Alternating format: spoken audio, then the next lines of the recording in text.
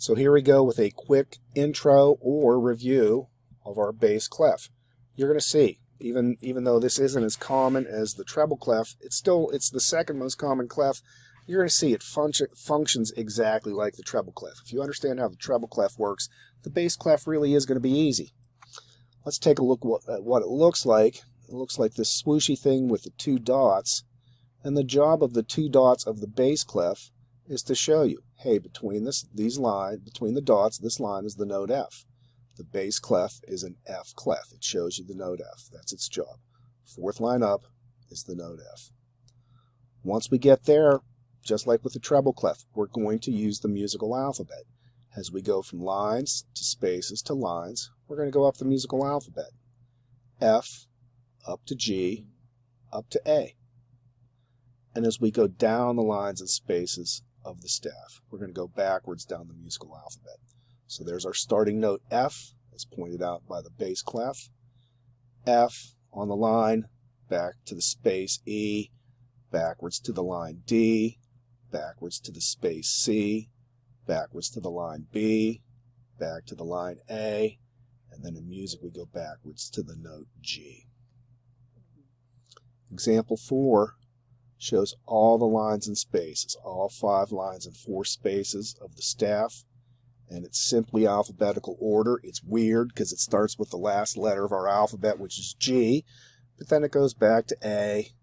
Next one up is B, next one up is C, next one up is D, next one up is E, F, G, and then starts again with A. Looking at measure 5, this shows us going backwards down the staff from lines to spaces, and we simply just go musical alphabet backwards. It just so happens this top line starts with A, the fifth line starts with A, backwards to the space G, backwards to the line F, backwards to E, backwards to D, to C, to B, to A, to G. All staffs, kids, does not matter what clef you're in, they're just alphabetical order. As you go up the staff, it's regular alphabet, and as you go down the staff, it's just the alphabet backwards. Okay, example 6. Just like with the treble clef, we had a quick trick to help us remember the lines of the staff. Here's the quick trick to help you remember the lines of the bass clef staff. And we use this goofy sentence. Good boys do fine always. Or once again, the first letter of each word helps us remember that particular line.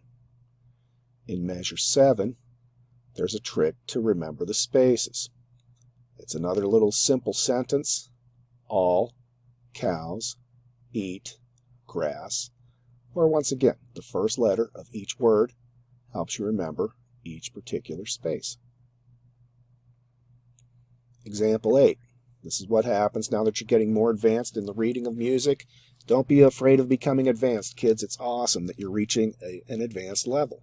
As we go outside of the staff, we're going to extend the range of the staff by these one-time simple lines for each note.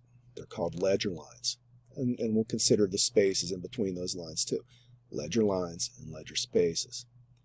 So, example 8, we're starting with our given note F as given by the F or bass clef.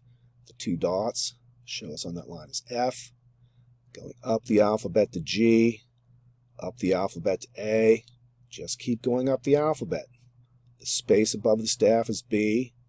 The first ledger line is C. The space above the first ledger line is D.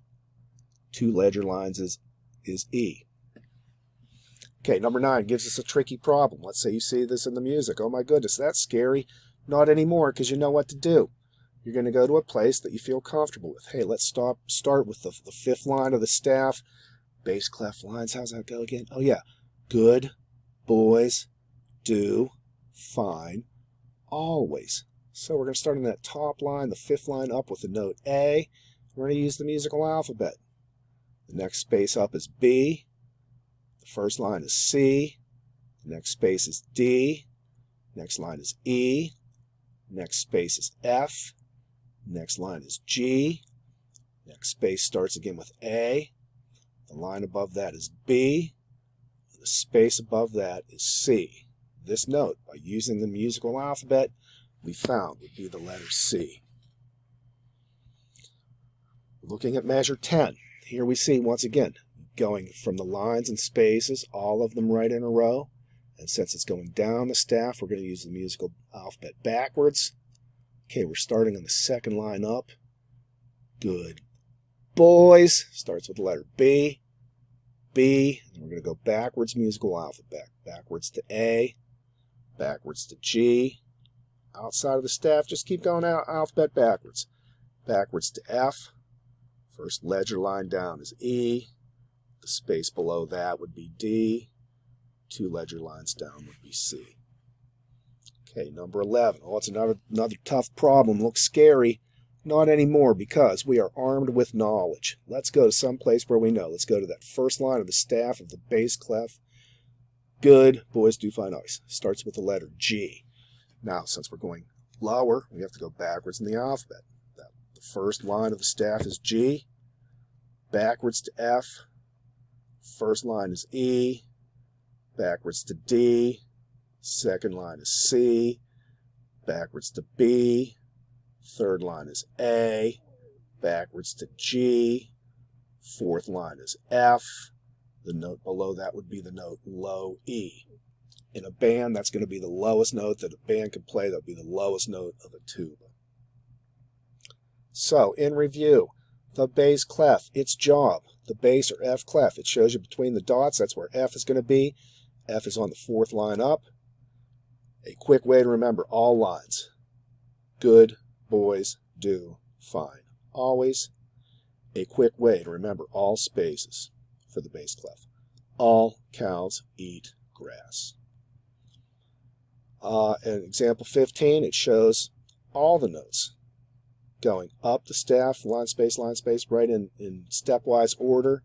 It does not matter if you're below the staff, within the staff, or above the staff. As we go higher, it is simply the musical alphabet.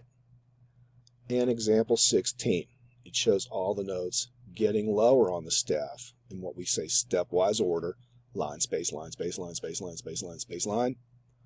We simply just go backwards in the musical alphabet, whether we are above the staff with ledger lines, within the staff, or below the staff with ledger lines.